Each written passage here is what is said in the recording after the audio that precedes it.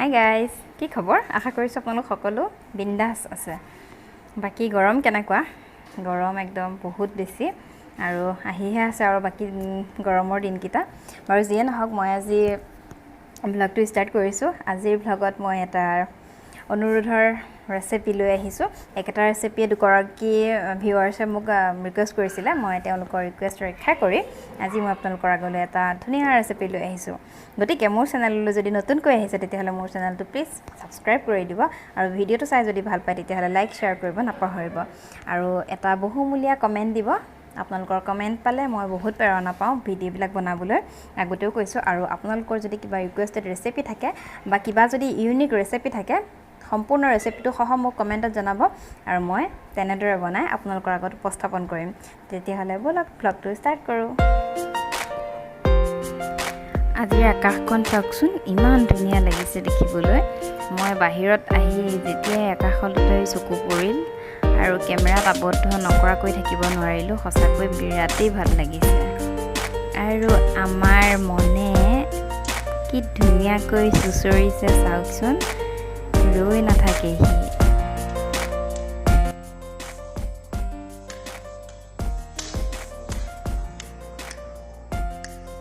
আজি মই বনাম কচু।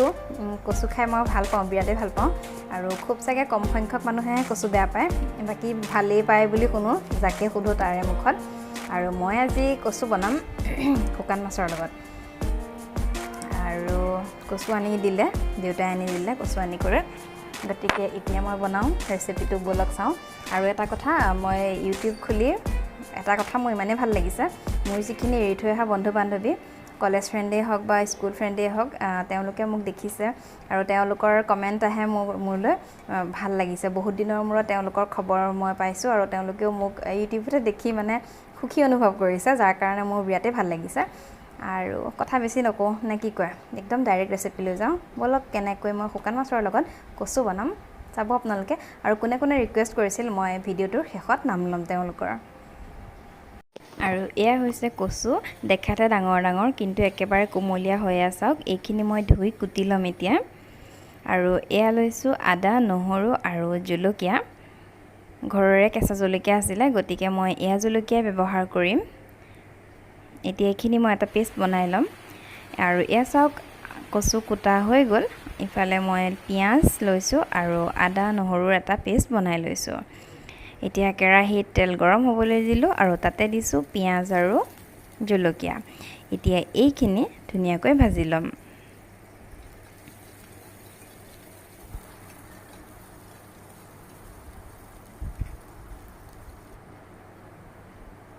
আৰু মোৰ পিঁয়াজখিনি ভাজা হৈ গৈছে। এতিয়া ইয়াতে দিম পিচি ৰখা মছলাখিনি।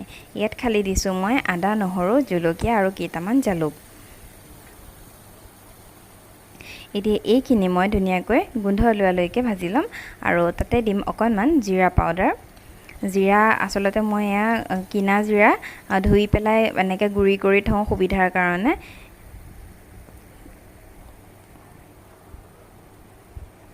আৰু এতিয়া এইখিনি ধুনীয়াকৈ ভাজ হোৱাৰ পাছত মই এতিয়া ইয়াতে দি দিম কচুখিনি। কেতিয়াবা কাৰোবাৰ কচু বনালে ধৰে, যদিহে পানী জমা হৈ থাকে বা গোবৰ পৰা জেগাৰ পৰা আনে তেতিয়াহ'লে ধৰে, কিন্তু এইখিনি দেউতাই পথাৰৰ পৰা আনিছিলে, যিহেতু শুকান আটি মাটি, গতিকে এইখিনি কচুৱে ধৰাৰ কোনো প্ৰশ্নই নাহে। আমি খায়ে থাকোঁ প্ৰায়, গতিকে আমি এনেকৈ বনাম। যদি খজুৱাই তেতিয়াহ'লে সিজাই পেলাই পানীটো পেলাই ল'ব পাৰে। আৰু ইয়াতে দিলোঁ মই নিমখ আৰু হালধি। এতিয়া এইখিনি ধুনীয়াকৈ লৰাই পেলাই মই ঢাকন মাৰি থৈ দিম। আৰু কচুখিনি দেখাতহে ইমান সৰহ লাগিছে, কিন্তু যেতিয়া সিজিব তেতিয়া একেবাৰে তেনেই অকণমান হৈ যাব।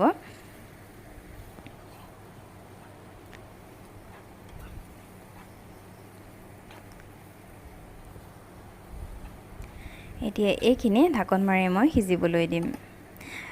জুই একদম মিডিয়াম টু ল' ফ্লেমত ৰাখিম, হাই ফ্লেমত কাম নকৰোঁ। আৰু এয়া চাওক, এটা ঢাকোন খোলাৰ পাছতে বহুতখিনি কমি গ'ল, যিহেতু সিজি গৈছে কচুখিনি আৰু সিজিব।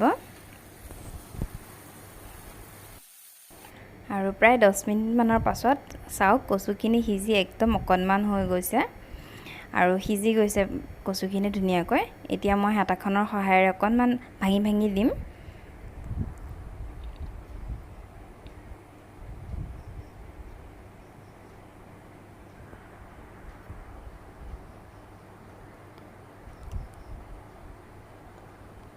ইয়াতে পানী দিব পাৰে যদি আপোনালোকে এনেকৈ বনায় আৰু কচু বনালে সাধাৰণতে গৰম পানী ব্যৱহাৰ কৰিব লাগে তেতিয়া খজুৱাৰ চান্সটো নাথাকে আৰু বিলাহী এটা কাটি থৈছিলোঁ এতিয়া মই বিলাহীটো দি দিছোঁ আৰু বিলাহীটো ধুনীয়াকৈ ভাজি থাকিম আৰু এয়া চাওক শুকান মাছ মই গৰম পানীত তিয়াই থৈ দিছিলোঁ ধুই পেলাই আৰু এইখিনি আমি ঘৰতে কৰা মাছ আছিলে আৰু এতিয়া এইখিনি ধুনীয়াকৈ এনেদৰে লৰাই থাকিম যাতে বিলাহীখিনিও গলি যায় আৰু মাছটো ধুনীয়াকৈ সিজি যায়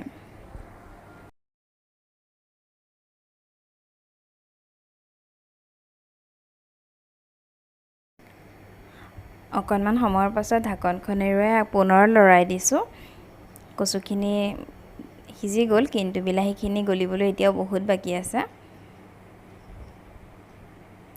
হেতাখনৰ সহায়েৰে যিমান পাৰোঁ সিমান মই ভাঙি দিবলৈ চেষ্টা কৰিছোঁ আৰু এতিয়া ইয়াতে দিছোঁ মই গৰম পানী অকণমান বেছি দিয়া নাইকিয়া যিহেতু মই শুকুৱাই পেলাম ভাজিটো বিলাহীখিনি এতিয়া বাৰিষাৰ বিলাহীবিলাক কিয় জানো গলি নাযায় সেইকাৰণে এনেকুৱা কৰিবলগীয়া হৈছে আৰু অলপ সময় পাছত চাওক বিলাহীখিনি প্ৰায় সিজিয়ে গৈছে কচুখিনিও ধুনীয়াকৈ মিলি গৈছে আৰু অকণমান সময় মই ভাজিম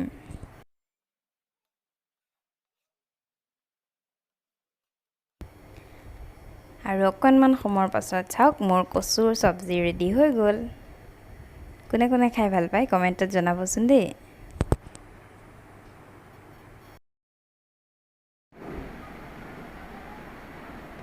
হেল্ল' দুপৰীয়া ভাত পানী খালোঁ খাই কৰি পেলাই অকণমান আৰাম কৰিলোঁ কৰি পেলাই এতিয়া গা পা ধুই আহিছোঁ আৰু আজি মোৰ এই ৰেচিপিটো ৰিকুৱেষ্ট কৰিছিলে সীমা লস্কৰ আৰু তুলিকা বৰা থেংক ইউ তোমালোক দুয়োগৰাকীক ইমান ধুনীয়া এটা ৰেচিপি মোক বনাবলৈ দিলা আৰু মই বনাই দিলোঁ আৰু কেনেকুৱা লাগিল তোমালোকে জনাবলৈ নাপাহৰিবা মোক আৰু যদি তোমালোকৰ ভাল লাগিল তেতিয়াহ'লে অন্ততঃ দুজন মানুহৰ লগত ফ্ৰেণ্ড বা ফেমিলি যিয়ে নহওক শ্বেয়াৰ কৰিবা বুলি আশা কৰিলোঁ ভিডিঅ'টো আৰু এতিয়া আহিছোঁ কমেণ্ট ছেকশ্যনলৈ আৰু সকলোকে যিসকলে কমেণ্ট কৰিছিল তেওঁলোকক বহুত বহুত ধন্যবাদ জনাইছোঁ তেতিয়াহ'লে বলকচোন কমেণ্টকেইটা চাই লওঁ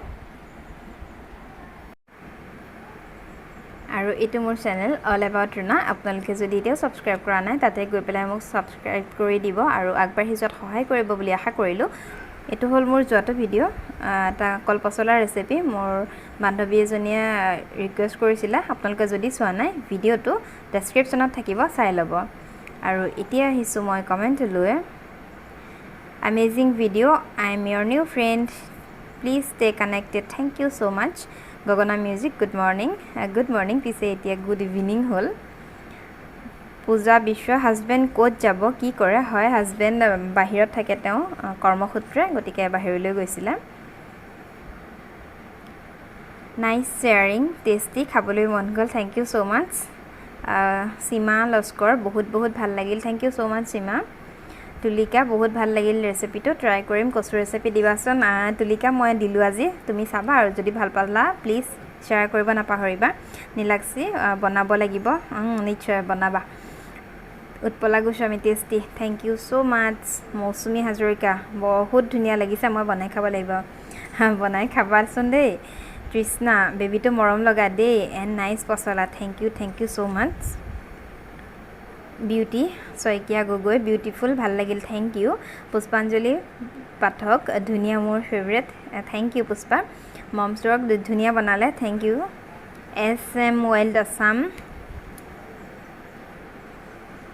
থ্যাংক ইউ কবিতা মই অনুৰোধ কৰা ভিডিঅ'টো দিয়াৰ কাৰণে থ্যাংক ইউ ডিয়াৰ আগুৱাই যোৱা থ্যাংক ইউ কবিতা প্ৰথমতে তোমাক ধন্যবাদ জনাইছোঁ তুমি মোক ৰিকুৱেষ্ট কৰাৰ কাৰণে আৰু আগুৱাই যাবলৈ সাহস দিছা তাৰ বাবে বহুত ধন্যবাদ চাই থাকিবা সদায় ভিডিঅ'বোৰ তাৰা চেত্ৰী পচলা ৰেচিপিটো ভাল লাগিল মোৰ ফেভৰেট থ্যাংক ইউ তাৰা তুমি মোৰ ভিডিঅ' চোৱা বুলি জনোৱাৰ কাৰণে মই বহুত ভাল পালোঁ কি খবৰ তোমাৰ